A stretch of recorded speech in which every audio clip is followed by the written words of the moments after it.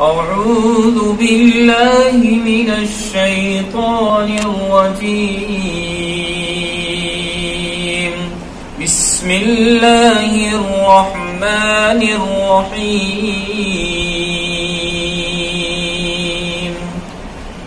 يا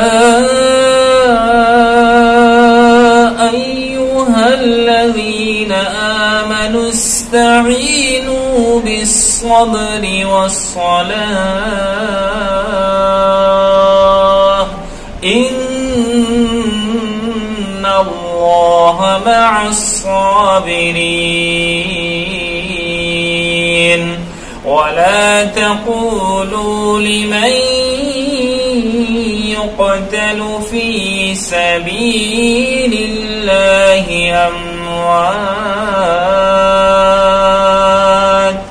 بل أحياء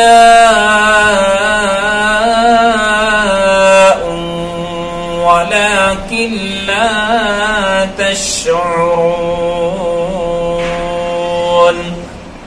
ولنبلونكم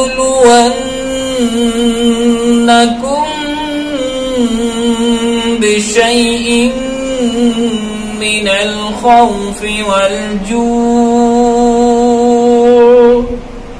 والجوع ونقص من الأموال والأنفس والثمرات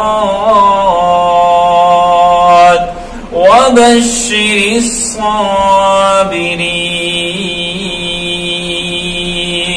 الذين إذا أصابتهم مصيبة قالوا إنا لله وإنا إليه